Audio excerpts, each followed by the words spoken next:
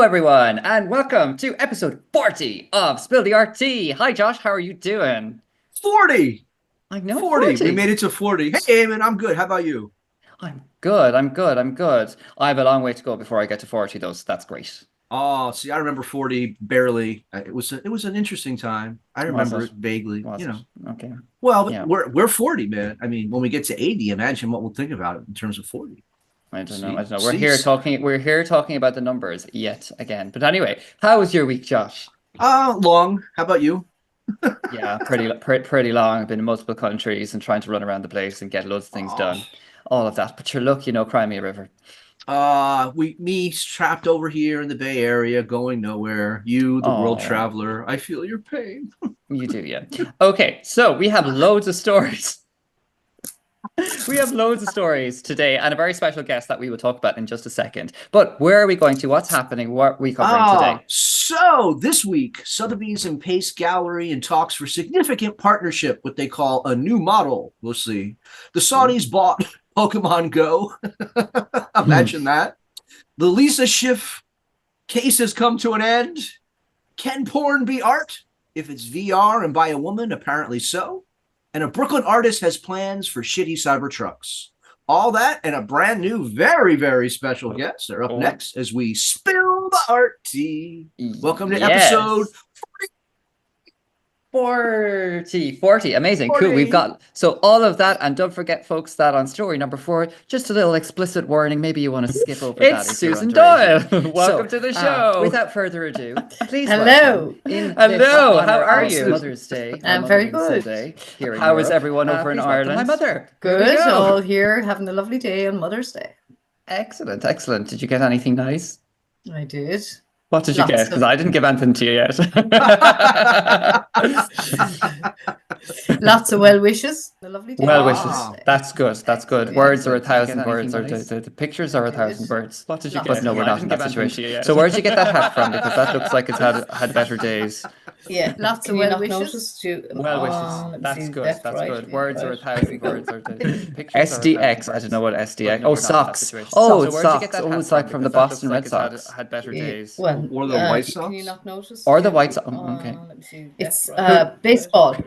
Baseball. Okay. SDX. Okay. I don't know what SDX. Very good. So, Well, I did my best. Socks. Oh, it's like you did your bit. You did your bit. You can put it away now. Throw that in the bin. Anyway, so we have a story load baseball. episode ready to go with lots to cover. So we will talk to you about your work because you are an actual artist too. I had to get it from somewhere. But we'll talk about your artwork very soon in the show. But first, Josh, where are we heading to first? Off we go, I guess, to New York, I guess is the way to put it. So we've talked before about how the art market is constantly shifting, but also there's been a major change in the last couple of years, and funding has gone all kinds of wacky ways. And part of the issue is places like Pace, which is this famous gallery. They have many places around the world. Obviously, everyone knows Sotheby's, right? But just to give you a sense of how Pace spends its money first, just to set this up, they reportedly pay $700,000 a month in rent.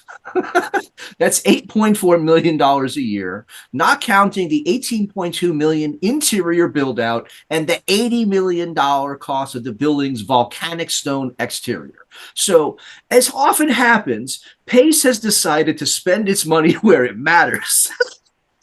And they, of course, where does it matter? So they had $1.6 billion of debt, right? Okay. They got bought by the Saudi fund, as we'll talk about next in the next story. That's why these are connected. The Saudis gave them $800 million to pay down their debt. They still are in debt. And so now they're approaching Sotheby's to have Sotheby's kind of buy them out. And what makes this a unique model is everyone knows Sotheby's is an auction house, right? So you would normally think you would have a separation between the gallery and the auction. They're going to combine them together. And this is modern capitalism. You bundle debt with debt, and what you get is more debt. Failure? Surely. I don't. Well, I mean, okay, so does that mean then if we're going to put art into a gallery that's decided by the actual auction houses, does that mean then that we're going to really be just told what we want to be seeing from the auction houses? One could argue, isn't that the case already? right? Yeah, probably. Right. All three of us are artists here. We can't just make a call. Hi, Sotheby's. Hi, Pace. I want, right. That's not how that works. Well, unless you decide to, get a bit of hanky-panky with some of this other piece crew, then potentially that could be a way in. It's like, here's my art. I've got some I throw slashes across the canvas. Here you go. Perfect. You can put that up there for about 2 million and see what you get. It's like, perfect. I'll do that. No problem. What do you think, Susan? Anger management. Okay. Why anger management? Care to elaborate? Well, you're doing a bit of slashing here and slashing there and trying to get attention. So, well, they can claim that they'll keep it partitioned, but yes. I mean, the reality is, and one could argue that all that does is kind of formalize what already kind of informally exists, right? Because the major galleries only exist because auction houses sell their stuff. Yeah. Right. Like there's a feedback effect that's already there. It's in everyone's interest. This just kind of like erodes the lines. Like for the way many things used to be handled for stuff that it goes back to like the 3-tier system in alcohol where you can make, but you can't be a retailer. You can't be a distributor, but you can't be a maker. Right. The idea is to kind of keep the graft out as much as possible. But in today's world, the push is for vertical integration. To remove any barrier as possible, right? What that actually encourages then is malfeasance, like a debt-laden company, another debt-laden company. So it's like starting things off with shit on a platter, and on to our next story, right? Which into Pokemon, into what did you put up? Got to track them all. I said you gotta track them all. Pokemon. Another example of the Saudis, their royal fund, right? It's this they spend money. It's literally called, in this case, it's called game washing because they're putting money that is based on human rights abuses, based on petro money, based on all kinds of like not so good things, and they're putting into things. In this case, $3.5 billion to buy the Pokemon game. Okay. And what's really at issue here is, if you think about this, right, it's the same thing just happened with 23andMe, which just declared bankruptcy. People put their trust in a private company with their private data.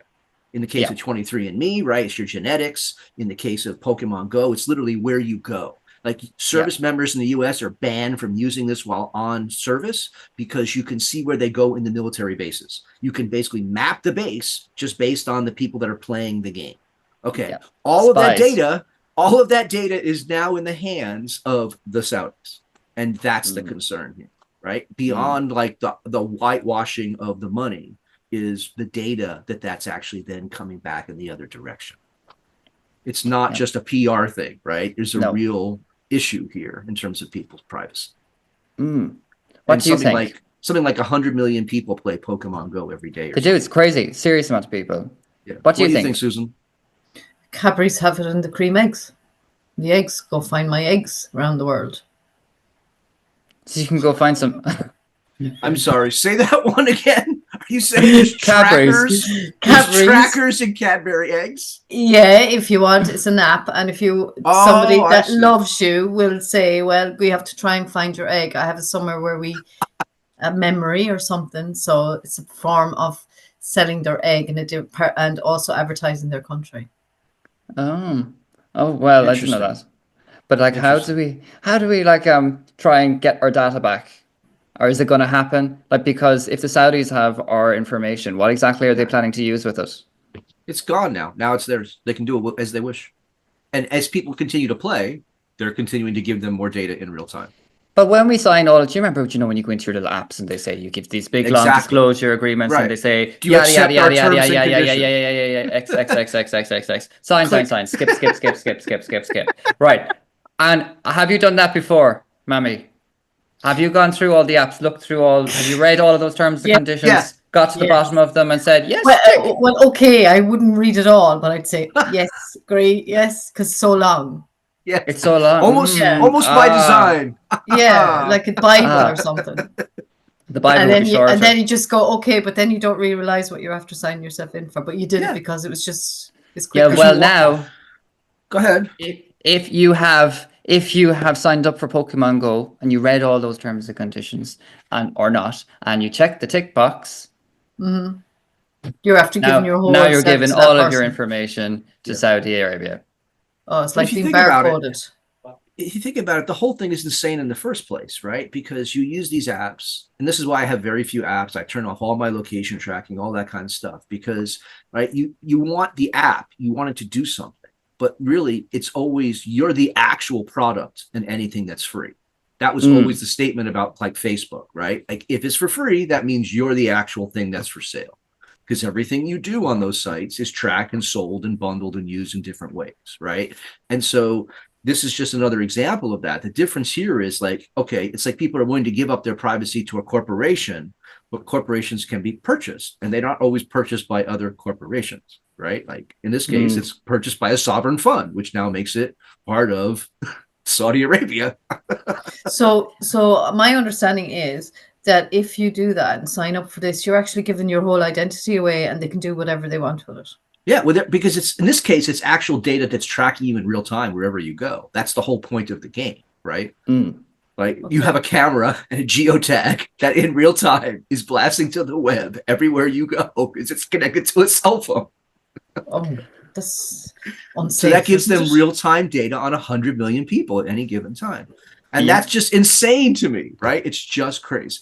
It is. You're talking about a repressive government. You're talking about giving them data. And in this case, you're talking about data from U.S. citizens who never voluntarily gave up the right of their privacy to another sovereign nation. But Pokemon Go it's popular everywhere. You know, it's like it's 100%. An international success. So they have data from people all over the world now. It's not just America. It's not just Europe.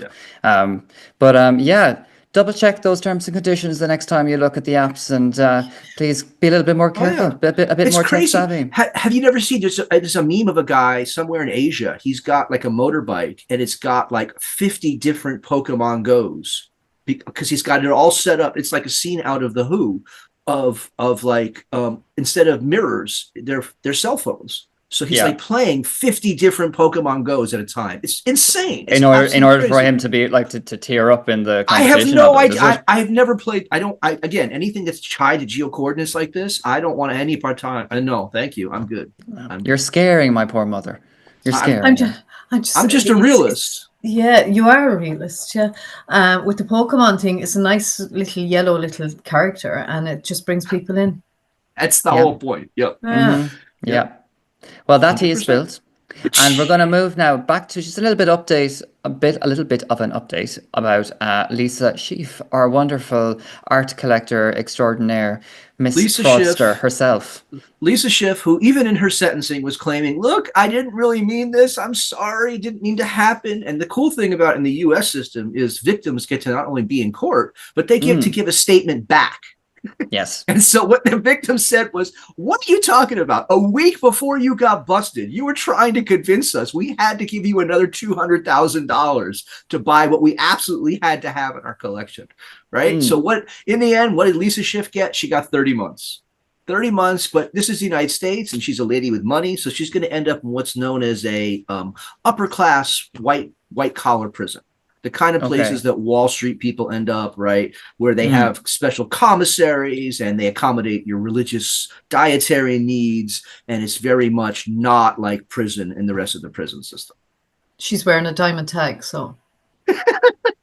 Yeah. A diamond tag. That's a good one. That's a good way of putting it. Yeah, this lady tag on her ankle. Just as for background, this lady had defrauded like hundreds of people. When she went down, she had 900 pieces in her collection valued at multiple millions of dollars. She was defrauding people. She was taking from one in order to pay another. It's just a Ponzi scheme, essentially. But the art world, and that art world is particularly susceptible to this because it's all about who you know. And if the right people know you and the right people vouch for you, well, then someone like Lisa Schiff has a career for a long time until it collapses. Do you know anything about Lisa Schiff? Susan. No, I don't. Tears. Susan, no. No, but she's actually in a position of doing her namaste stuff. She is. She's she's at peace in that picture. She is. She seems at peace. Yeah. She's trying to make herself look very vulnerable. Oh, okay. That's a very good observation of study. Yes. Yes. For those of you who want to learn more about that story, look back on previous episodes of Spill the RT because we explain it over like the last 6 episodes. So do check that back. Now, that tea is spilt and we're moving into just bye, Lisa. We're not talking about you anymore because you've taken up too much of my time. So 30 months when you make your comeback in Netflix special. Oh, God, yeah. Jesus. Anyway, so we'll be right back after these messages. New Collective, an arts community collective with art, artists and art publications with fresh work, news and updates added weekly to our online collection at newacollective.com. Here you will also find our Newa journal featuring articles and podcasts, which we are doing right now, of course, which are also available on Spotify and Apple Podcasts and wherever you get your podcasts from. Follow us on Instagram and TikTok, like this video and subscribe to our YouTube channel so you don't miss out on us spilling the RT every single Monday. So that's Newa Collective. And we are back. So, what do our guests have to do? They have to smash that button, like, share, subscribe, send to 3 friends, leave a comment, buy some swag, send swag to people as a gift. Right? Mother's Day is coming up in the US. Get some swag and send it off to her. Give her something. The Americans were always a bit behind, you know. It's like at least they were like, oh, look, the Europeans are doing Mother's Day. We should do that. We should honor our moms and dads and all of the people who love us and all that kind of stuff. Let's do a day like that too for us. No? Okay. Whatever you say. Echo. Okay. Thanks for the response. Okay, well, let's move into our 4th story of the day. And before we start this story, Josh, please, a little note to our younger viewers. Skip ahead to the next section. I don't see why. We don't want to be encouraging the youngsters to be watching porn now, do we? Or engaging in porn. But the whole point about this is that sex doesn't have to be dirty. That's the claim here behind this, right? So off to Barcelona we go. It's very popular. To be clear, this is a very popular ladies' night, going out with your girlfriends. Like, women apparently love this, and I don't know how much men love it as well, but women apparently are very happy about this installation. So take it for what it's worth before we start from there. So this is, what's it actually called? Sorry. Behind the scenes. House of Erika Lust. Oh, right? Yes. So Erika Lust is obviously not her real name, but that's the name she has taken. She's a, I guess you'd call her an artist who makes feminist porn as art. Meaning that what she tries to do is to center the idea of sex and showing sex as virtual reality or on film, having it be less about pornography and more about exploration of things from a female perspective. What does that mean? Well, one of her most popular series, X Confessions, reinterprets real sexual fantasies submitted anonymously by viewers. This is the first thing visitors encounter upon entering House of Erika Lust. And so you're handed like a mask, and then like you wander around, and then you've got VR goggles, and then you get to go through different rooms, and you have different settings. It doesn't always have to be like you can make it explicit or less explicit. So like if you leave it on the explicit, then like an actual cock shows up. But if you leave it on the less explicit, all you see is like someone's bulge in their pants. Which if you think about it is really not that sexy unless you decide to make it so, right? Like it's up to you. The whole idea you get to control how much you want to see.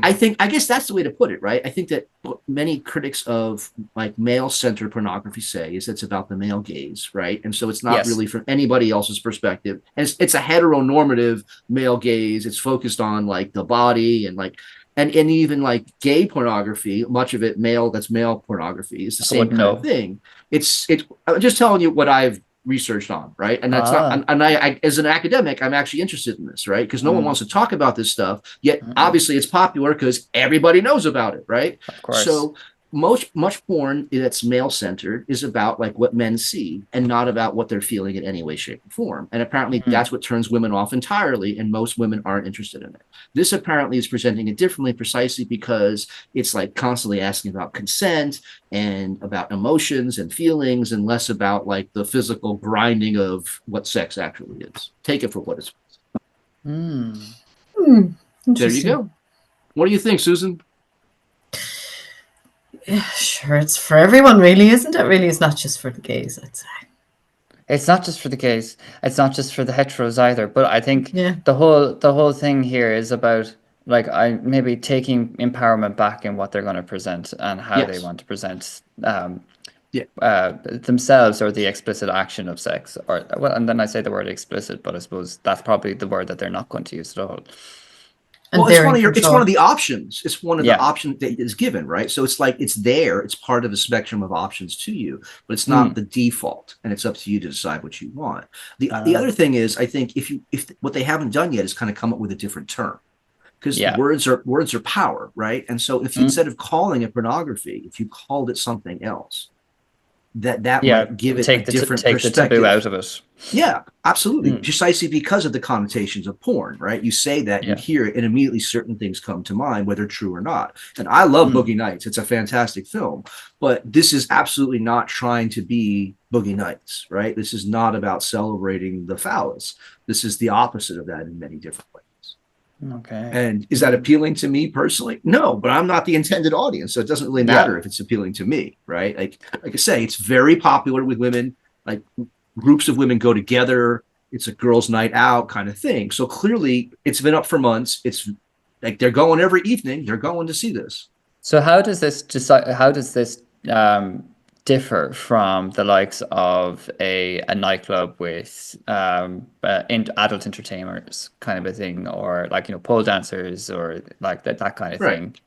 Or Chippendales. Yeah, right? exactly. Chippendales is what comes to mind. Yeah. How does that differ? Well, or how do they want it to differ? On a certain level, it doesn't, right? And one of the articles that was talking about this said, in many ways, this is kind of like back to the way porn was in the 1970s, where it was a much more public communal thing, because people actually went to the movie theater to watch Deep Throat. Like the reason Deep Throat was so popular is everybody went. Like it was sold millions of dollars in today's real money, right? Like people would go to see that film on dates.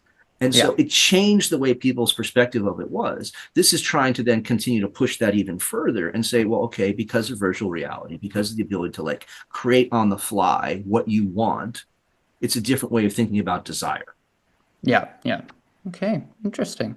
Well, that tea is spilled, and that's very interesting, and something new to think about. And now we're going into... That's our thinker for the day for all of you folks. See that? Our thinker. Well, comment in the comments below if you have something to contribute to that, and we'll see the tumbleweeds continue. Speaking of thinking, we've talked before about culture jamming, right? Using public space in ways to like give a middle finger back to the man. And so an artist in Brooklyn has come up with a way to do that when it comes to your friend and my friend, Elon the Schmuck Musk.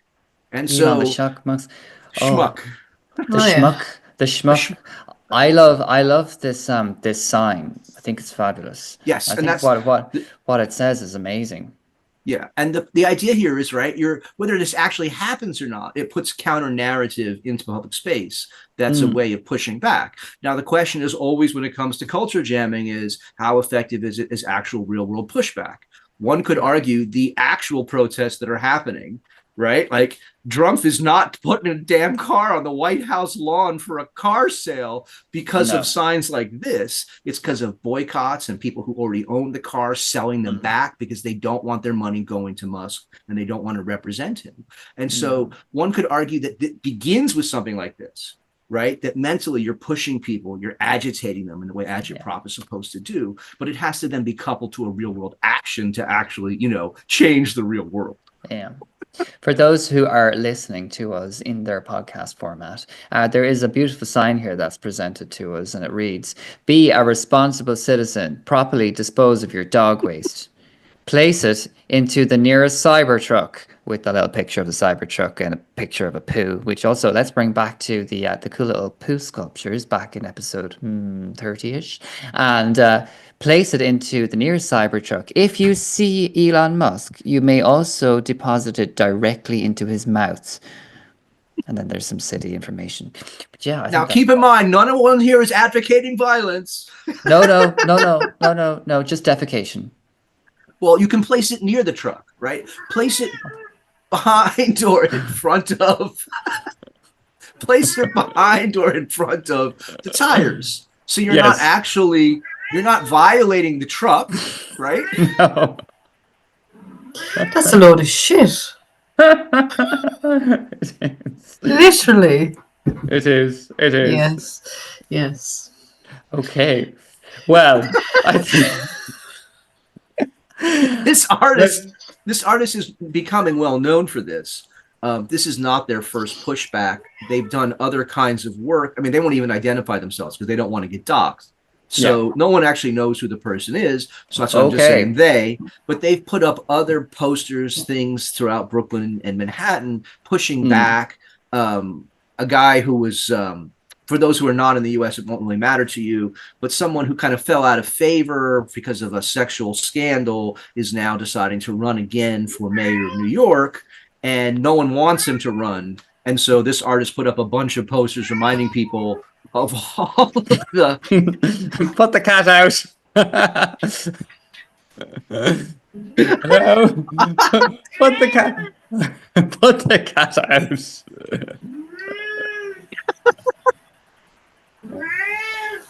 Susan, you gotta get rid of the cat.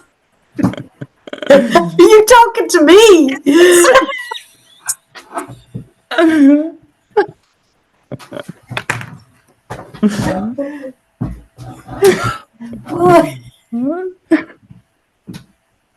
Oh, that might just stay in.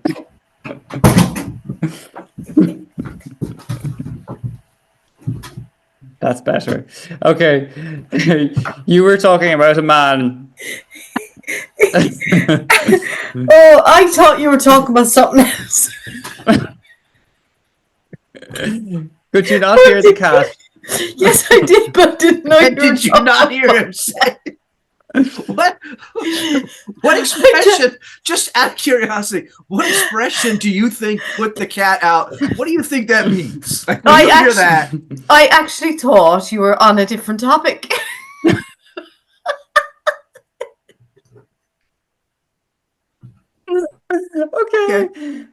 Okay. Oh, belly cramps. Well, the shit is out of the can now.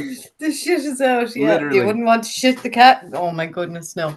Put a cat into that car, I'm telling you, and they'll do a little pee, and you'll never be able to sell it again. Yeah, but it's a Cybertruck. It's a Cybertruck, and getting the cat in could really be difficult. Problematic. Would it? Kind of hard. Yeah. And the logic behind all of this, of course, with a Cybertruck, it's $150,000. And so the idea is, like, if you have that much money and you're not thinking about how you're spending it, then maybe you deserve to have some poop placed around you, just as a way to remind you. Just a bit of it. Yeah. And now we're going to talk a little bit about you. Yes. Me. You. My cat. Yeah. You. Well, the cat's gone away now, so we've got a bit of silence so that we can really focus on what's really important here on Mother's Weekend. Tell us a little bit about your art background. It's just natural, really. It's just natural. It just came to you. Yeah. Was there any form of inspiration? My father. Your father. Okay. Yes. And how did he inspire you? He always did a little bit of painting and sketching and just out of his head. And I just thought it was amazing. So. And so you started young, as a young girl? Yeah, no, going to school. I actually started discovering it in myself around, say, I don't know what year you say it over in America, but it's sixth class, is it, Eamonn? Yeah, so you're probably 12 years old? Yeah, about 12. And I didn't really bother it since then. And then I just did it when I was doing it when I'm on my own, or somebody asked me to do something for them or things like that. But it's lovely pastime. We have a little drawing. Here's a piece. So this kitchen has a little bit of significance. Do you want to tell us a little bit about the place? Yeah, my grandmother passed, and it was just a part of me she sat in that stool, as you can see, and the Aga cooker, she reared 14 children, and that Aga cooker was on all the time, and the kettle was there, and she used to put the towels over it to dry, and that was her corner if you wanted to talk to her. So when she died, then I wanted to bring it all into one, and just that's my memory of where she sits. So yeah, and then as I did it, each one got even better and better, and I did it for members of the family to remind them of that space. So those are pencil sketches? Yeah, just pencil. Yeah. What size? That's an A4 piece, and the pencils are it's whatever. It's always I always go back to the it's all the HB ones. Not too dark, but I would darken them myself. Yeah, just using any pencil that's there, I suppose. Not it's whatever comes out. And you sketch from memory? No, that was a photograph. That was a small little photograph, and then I measured. I'm kind of technical, kind of that way. So I measured the photograph, and then I produced it by 4, and that's how I did it. Yeah, very cool. We have some more artworks too that are kind of also kind of like memory significant. So this one here was a commission, wasn't it? You had this for somebody. Yes, she saw this happen in another person's family, and they presented to their mother on their wedding day. And it's the piece there. There's one person there with the hat. She was the grandmother that passed away.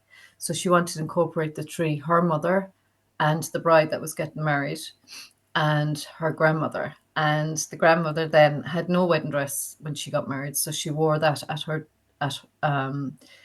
the daughter's in the middle. Then the mother's on, I don't know what side you're looking at it here. It's on the woman, the hat is the grandmother, and the other woman is her mother. So I just reproduced it walking away with the grandmother in it, and then all their dresses were what they wore. Beautiful. No, it's really. And was beautiful. that too from was that from a photograph or just there were pieces of photograph, and that's an A4 again. Pieces of photographs that I put together and try to imagine what it would look like. And I happened to be at those weddings anyway, so I remember the dresses myself. So yeah, it's just memory and using, ideas and kind of looking at photographs, and because they weren't in that, they didn't present like that. They were, in crowds and that. So I had to just imagine it this way. That's beautiful. And then we have two other little pieces as well. The one on the left here is a 3D cottage. Yeah, that 3D cottage, I had to do a piece on a famine years ago in Ireland. And I used everything organic, and I used the newspaper, and I used flour and water to put it together. And that is straw. And I loved it because I just made it up in my head. And back then, if you had a window, too many windows, you had to pay tax. You had to close them all up. So luckily, that house didn't have to close up their windows. So no, because it's made of paper. Yeah, it's made of paper. Too many windows, you had to pay a tax. Yeah. If you had to pay tax, you would close up. You pay tax for light. So if you didn't pay it, you had to close up your window. Yeah. You would pay a tax for light. Yes. Yeah. Okay. And how long ago are we going back here? What year are we thinking? Oh, the 1800s, I think. It's the famine. But even in Ireland, if you see any buildings in, say, in Dublin, in cities, the Georgian house or everything, you often see a boarded window on the building itself. And that years ago, that was boarded up because they would have to pay money for light. So it would have been taxed. So they had to close it up. Too much light. Too much light. Bizarre. I don't want light in the morning anyway, so I would have just boarded them up. So it's fine. Yeah. Sorry, we interrupted you. Tell us about the fourth sketch. And the other one was Buddy. That was my dog at the time, and I was sick and I was bored and I couldn't move, so I sketched him. Yeah, and this little picture, Buddy. You love drawing pictures of animals, though. You've had loads of German shepherds. Their faces always have a nicer. You get a lot of expression on their faces. Yeah, it's beautiful. Fabulous. Thank you. See, and now, sir, you see, Josh, I didn't lick it off the ground. No, but I didn't do painting. I didn't like painting. I was kind of. My father used watercolor, so in that picture of the 3 brides, I tampered a little bit in watercolor. I wouldn't know what to do. I just guessed it as I go along. Yeah. But I like pencil. I like to keep it with pencil. I like to keep it real. So what was the impetus then for that cottage? Did you just decided you I love doing things with my hands. I do teddy bears as well, memory teddy bears. So if you had that someone passed, someone would give me their shirt or their jumper or something, and I would make a teddy out of it. Nice. So you would say that's the through line of your practice, right? Yeah. Memory expressed in different ways. Yes, absolutely. Yeah. That's very cool. Very good. Amazing. Because you say you're not a professional artist, that you're a hobbyist, but if people are giving you commissions and you're then helping people to process the world, I would say that's exactly what an artist does. It's not about the adjective in front of it. Nope. Okay. Absolutely. That's good. See? Yeah. I say that all the time, Josh, but I'm just, who am I? Who are you? You're just my son, Eamonn. I ask myself that every day. Who am I? Who am I? I give birth to you. I curse the universe. Like, who am I? Why am I here? And then I get on with You're here because I give birth to you, Eamonn. Okay, well, there's the reality of it all. That is never forgotten. That is never forgotten. Well, never. But I want to stop saying that because you might have to put me into a nursing home one of these days. That won't happen. Don't worry. Don't worry. We can't afford the nursing homes. They're too expensive. So, with that in mind, happy Mother's Day to you. Thank you. And thank you for coming on as a very special guest on this episode of Spill the RT, episode 40. But before we go, Josh, please let everybody know once again, for the final time, what they're supposed to do. Quick. Smash it! Yes. Like, share, subscribe. Bang. Comment, send to 3 friends. Yeah, send people definitely. swag as gifts. Swag, Just we need donate. that swag. Just donate Get the swag. money. Yeah, we love it. Just give us money. Give us money. Yeah, I'll give you the PayPal link there right in the description below if you feel like you need to give us some moolah. So, other than that, make sure you follow us on newacollective.com or at newacollectiveart across wherever you get your social platforms from. Do share it with all of your friends and family, as Josh so rightly said. And until next week, we will see you very, very soon. Stay spilling some tea. Over and out. That's all from us. Bye. Bye-bye. Bye.